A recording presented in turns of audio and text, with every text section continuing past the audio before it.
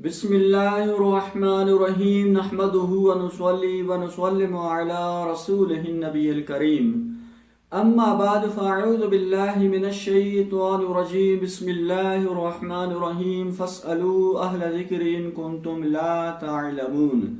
बाज़ लोग अपने हाथों को दिखाकर अपनी किस्मत के हवाले से जानने की कोशिश करते हैं, यानी कि बाज़ लोग हाथों की लकीरों को देखकर हमारी किस्मत के हवाले से ये बता देते हैं कि तुम्हारी किस्मत में कोई औलाद है या नहीं है, तुम्हारी किस्मत में कोई रोज़गार वगैरह शादी कोई औरत है या नहीं है।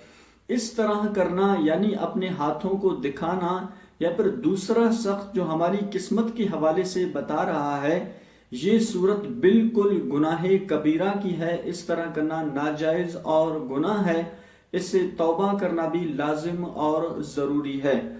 इसी तरह फिर बाज़ सूरतों को उलमा ने कुफ्र भी लिखा है, यानी कि अगर आप एतकादे कामिल के साथ अपने हाथों को दिखा रहे हैं कि जो शख्स जो है मेरी किस्मत के हवाले से हाथों की लकीरों को देखकर मेरी किस्मत के हवाले से जो भी बताएगा वैसा ही होगा, यानी कि एतकादे कामिल है, तो इस सूरत को उलमा ने कुफ्र लिखा है।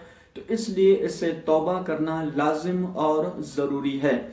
अगर एतकादे कामिल नहीं है, सिर्फ एक रग़बत है, दिलचस्पी है, तब भी ये सूरत नाजायज़ और गुनाह कबीरा है, इससे भी तौबा करना लाजिम और ज़रूरी है। इसी तरह फिर अगर आप जो है बतौर तफरीह जो है अपने हाथों को दिखा रहे हैं, तो ये सूरत मकरूह है, इसलिए इससे भी बचना ज़्यादा मुनासिब है।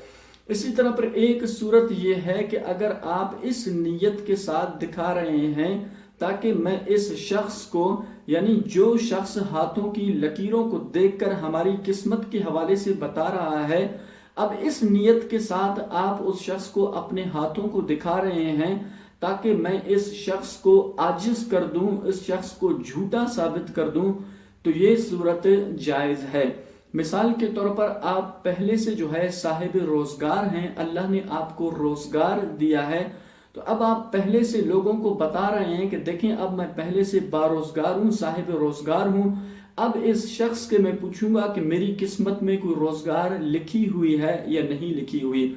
तो इसी तरह फिर वो शख्स जो है अपने हाथों को जब दिखाएगा कि मेरी किस्मत में कोई रोजगार है या नहीं है, तो अब वो शख्स हाथों की लकीरों को देखकर ये कहेगा कि तुम्हारी किस्मत में कोई रोजगार नहीं है। तो अब इस सूरत में क्योंकि वो शख्स जो है झूठा साबित हो गया, वो शख्स आजिज हो गया, तो ये सूरत बिल्कुल जायज़ है। इसी तरह आप पहले से साहिब औलाद हैं, अल्लाह ने आपको औलाद से नवाजा है।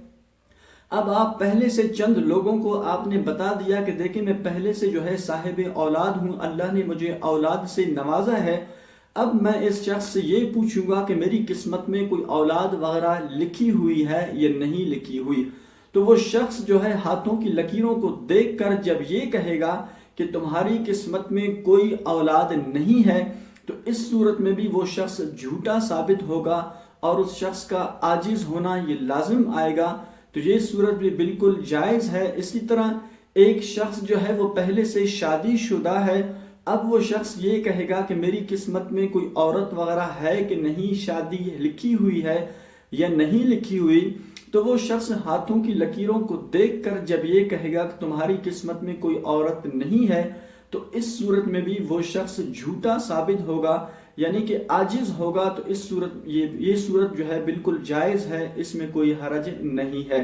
तो इसलिए अगर आप एतकादे कामिल के साथ दिखा रहे हैं तो ये बिल्कुल कुफ्र है। अगर बतौर दिलचस्पी और रग़बत है तो ये गुनाह कबीरा है। अगर आप बतौर तफरीह कर रहे हैं तो ये मकरूह है, और अगर आजिज करना उस शख्स को ये मकसूद है तो ये सूरत जायज़ है। अल्लाह करीम हम सबको अमल की तौफीक अता फरमाए। व आखिरु दावाना अनिल हम्दुलिल्लाहि रब्बिल आलमीन।